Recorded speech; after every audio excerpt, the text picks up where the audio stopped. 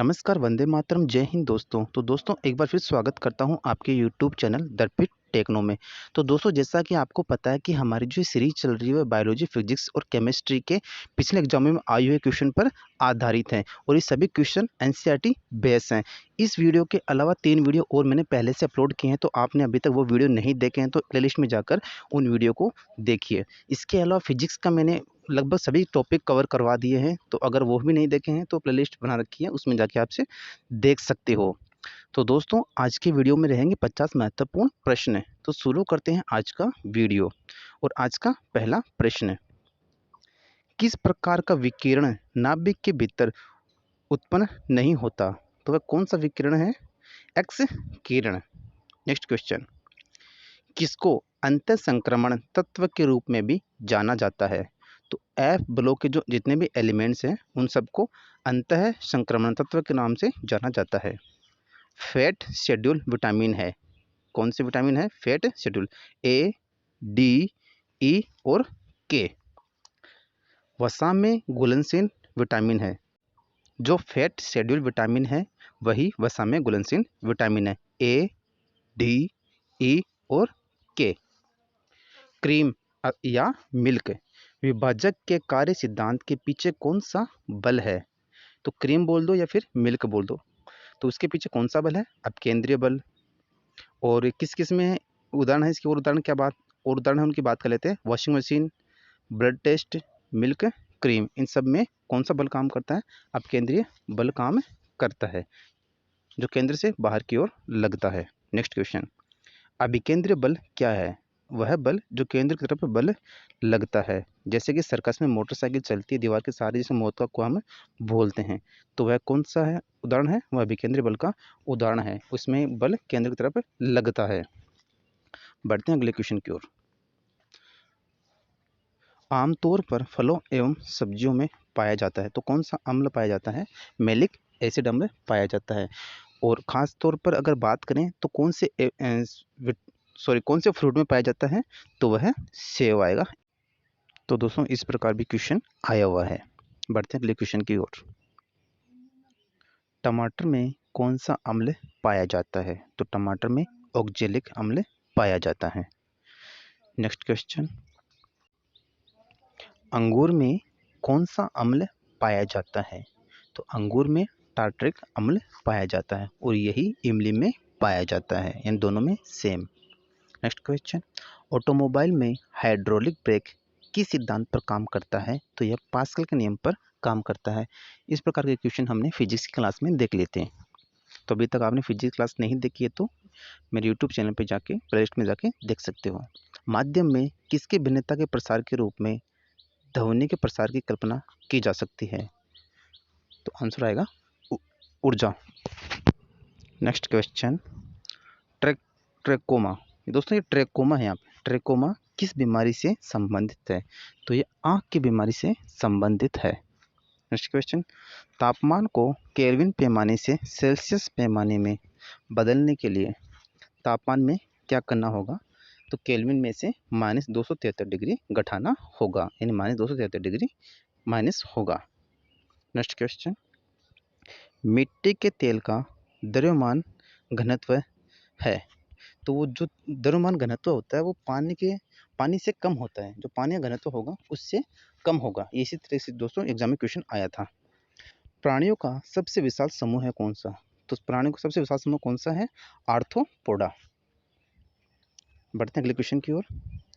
एक परिपत्र के माध्यम से विभवांतर धारा दोगुनी हो जाती है, तो परिपथ का जो प्रतिरोध होगा वह क्या होगा? वो समान ही होगा। नेक्स्ट क्वेश्चन, निर्वात में कौन यात्रा नहीं कर सकता? तो ध्वनि निर्वात से नहीं गुजर सकती। और कौन गुजर सकता है? प्रकाश। कई महीनों के कारण जूते का जो तलवा है वह घिस जाता है। वह किस कारण से घिसता है? फ्रिक्शन अर्थात घर्षण के कारण वह घिस जाता है। दो धातु आयन जो पानी में कठोरता के कारण बनते हैं, तो कौन से हैं? एक कैल्शियम है और दूसरा मैग्नीशियम। बढ़ते हैं अगले क्वेश्चन की ओर। क्वेश्चन नंबर 20, रेडियोधर्मिता तत्व को कहते हैं, तो इसको एक्टिनोइड के नाम से जाना जाता है। नेक्स्ट क्वेश्चन, साबुन के निर्माण के लिए इस्तेमाल करते हैं, यानी साबुन बनाते हैं तो उसमें किसका निर्माण किस किस का यूज होता है? तो वनस्पति तेल का, एनिमल फैट का और प्लांट ऑयल, इन तीनों का इस्तेमाल होता है। नेक्स्ट क्वेश्चन, कौन सी गैस जो बायोगैस संयंत्र से निकलती है जिसका ईंधन गैस के रूप में इस्तेमाल किया जाता है, तो वह कौन सी गैस है? मीथेन।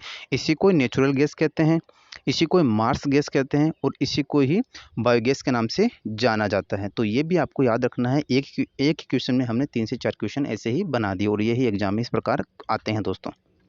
नेक्स्ट क्वेश्चन, जीवाश्म ईंधन के नाम से जाना जाता है, तो किसको कहते हैं जीवाश्म ईंधन? तो नेचुरल गैस होती है, उसी को ही जीवाश्म ईंधन कहते हैं। ट्रांजिस्टर के निर्माण में प्रयुक्त पदार्थ है, तो ट्रांजिस्टर के निर्माण में सिलिकॉन और जर्मेनियम का इस्तेमाल किया जाता है। बढ़ते हैं अगले क्वेश्चन की ओर। क्वेश्चन नंबर 25, किसी वस्तु से भौतिक संपर्क किए बिना दूरी से उसके बारे में सूचना एकत्र करने की तकनीक को क्या कहते हैं? तो उसको बोलते हैं सुदूर संवेदन, और इंग्लिश में अगर दोस्तों पूछे तो remote sensing process, or remote sensing process English में दोस्तों है, अगर इस प्रकार से फुल फॉर्म में इसका पूछ सकता है। बढ़ते हैं अगले क्वेश्चन की ओर। क्यूरी किसकी इकाई है? तो क्यूरी रेडियोधर्मिता की इकाई है और इसके बारे में हमने फिजिक्स में पढ़ लिया था दोस्तों, तो अभी तक वो आपने क्लास नहीं देखी है तो एक बार प्लेलिस्ट में जाकर फिजिक्स क्लास देखिए। सॉरी, माचिस की तिल्ली को रगड़ने पर आग लगती है, क्यों लगती है? क्योंकि उसमें रेड फॉस्फोरस होता है या फिर येलो, दोनों में से कोई एक, और फिर वो क्या करता है? घर्षण करता है, तो घर्षण से फिर आग लगती है। फ्यूज तार की प्रकृति है तो कम गलनांक होता है और उसका जो लो मेल्टिंग पॉइंट होता है, इस वजह से ये तार की जो प्रकृति है। नेक्स्ट क्वेश्चन, ऊष्मा हमेशा बहती है, तो ऊष्मा हमेशा गर्म वस्तु से ठंडी वस्तु की ओर बहती है या मूव करती है। बढ़ते हैं अगले क्वेश्चन की ओर। क्वेश्चन नंबर 30, एक रंगहीन गैस जिसे आमतौर पर ब्रांड के नाम से भी जाना जाता है, तो वह कौन सी गैस है? तो वह फ्रियोन 12 है। दूर से चमकीले पिंडों का तापमान किसके द्वारा निर्धारित होता है? तो वह होता है बैरोमीटर्स के द्वारा निर्धारित होता है। किस तरल पदार्थ में सबसे अधिक चिपचिपापन होता है? तो किस में होता है? शहद में। दोस्तों ये शायद हो गया, ये शहद है, हनी, इसको हनी पढ़ना आप, हनी, ठीक है। बेहोश करने वाली दवा है, तो वह कौन सी है? नाइट्रस ऑक्साइड, और इसी नाइट्रस ऑक्साइड को क्या बोलते हैं? लाफिंग गैस के नाम से भी जानते हैं। नेक्स्ट क्वेश्चन, जब कोई बाहरी बल ना हो तो द्रव्य की बूंद का आकार निर्धारित कैसे होता है? तो किसकी वजह से होता है? तो द्रव्य के पृष्ठ तनाव की वजह से निर्धारित होता है। द्रव्य के कारण होने वाले ये दोस्तों ये घर्षण है, यहाँ पे घर्षण, इसको पढ़ना। घर्षण को क्या कहते हैं? उसको हम ड्रैग कहते हैं। पौधों द्वारा अपने अपशिष्ट उत्पादों से छुटकारा पाने के लिए इस्तेमाल किए जाने वाले विभिन्न तरीके हैं, तो वह कौन सा तरीका है? वह रंध्र व मसूर के माध्यम से गैसीय अपशिष्ट करना। दोस्तों इस प्रकार के क्वेश्चन एग्जाम में आए हुए हैं, थोड़ा सा क्वेश्चन घुमा फिरा के आता है तो समझ नहीं पाता, लेकिन आप इन क्वेश्चन को बार बार रिवीजन करोगे तो आपको समझ में आ जाएगा। कार्बन डाइऑक्साइड में कार्बन की संयोजकता कितनी होती है? तो कार्बन की संयोजकता 4 होती है, 4। बढ़ते हैं अगले क्वेश्चन की ओर। व्यक्ति का मोटापा किसकी अधिकता के कारण होता है? तो वह होता है फैट के कारण, और दूसरा कारण होता है हाई बीपी, तीसरा हार्ट प्रॉब्लम की वजह से भी मोटापा होता है। लेक्रिमल ग्रंथि क्या स्त्रावित करती है? तो यह आंसू स्त्रावित करती है, और कितनी होती है? यह 2 होती है। नेक्स्ट क्वेश्चन, धातु ऑक्साइड किस प्रकृति के हैं? तो धातु ऑक्साइड क्षारीय प्रकृति के हैं। बढ़ते हैं क्वेश्चन नंबर 41 की तरफ। जब धातु अम्ल के साथ अभिक्रिया करता है तो कौन सी गैस उत्पन्न होती है? तो हाइड्रोजन गैस उत्पन्न होती है। दोस्तों कुछ चीज़ें हैं जो टाइपिंग में मिस्टेक हो गई हैं, तो आप उनको पर ध्यान ना करें, जो मैं बोल रहा हूँ आप वही चीज़ समझें। स्नेहक वह पदार्थ है जो करते हैं क्या करते हैं? स्नेहक घर्षण कम करते हैं। गुरुत्वाकर्षण के कारण त्वरण के बारे में क्या सही है? तो यह गहराई के साथ घटती है। ठीक है दोस्तों। एक जलीय घोल लाल लिटमस को नीला कर देता है। किस उपाय के अतिरिक्त परिवर्तन को उल्टा किया जाएगा? तो वह होता है हाइड्रोक्लोरिक एसिड के कारण। लेंस की क्षमता की एसआई इकाई क्या है? तो लेंस की क्षमता हम किससे नापते हैं? तो नापते हैं डायऑप्टर द्वारा लेंस की क्षमता मापते हैं। कैडमियम प्रदूषण संबंधित है किससे है? इटाई रोग से, या ऐसे बोलते हैं इटाई रोग किससे संबंधित है? कैडमियम प्रदूषण से। मिनीमाता रोग संबंधित है, तो मिनीमाता रोग किससे होता है?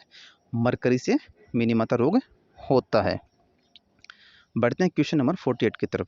विद्युत बल्ब में किस गैस का इस्तेमाल करते हैं? तो आर्गन गैस का इस्तेमाल करते हैं।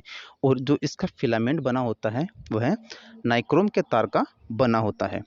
फसलों का अध्ययन को क्या कहते हैं? पोमोलॉजी या फिर एग्रोनॉमी, एक ही बात है दोस्तों। जो भी ऑप्शन में आपको मिले वह आपको क्लिक करना है। रेडियम किस खनिज से प्राप्त होता है? तो रेडियम पिच ब्लेंड से प्राप्त होता है। तो दोस्तों ये थे आज के हमारे 50 महत्वपूर्ण प्रश्न जो फिजिक्स, केमिस्ट्री और बायोलॉजी से संबंधित थे। तो दोस्तों ये वीडियो आपको कैसा लगा? उम्मीद करता हूँ वीडियो काफ़ी अच्छा लगा होगा। तो कमेंट्स बॉक्स में ज़रूर कमेंट्स करना, और अभी तक आपने चैनल को सब्सक्राइब नहीं किया है तो प्लीज़ चैनल को सब्सक्राइब करना, लाइक करना और शेयर करना, ताकि इसी तरह की वीडियो आप लोगों तक मिल सकें। और दोस्तों आपका अगर कोई सुझाव हो तो आप बता सकते हो, उस पर चर्चा की जाएगी। तो दोस्तों मिलते हैं अगले वीडियो में ऐसी ही नई इन्फॉर्मेशन के साथ। तब तक वंदे मातरम, जय हिंद, जय भारत।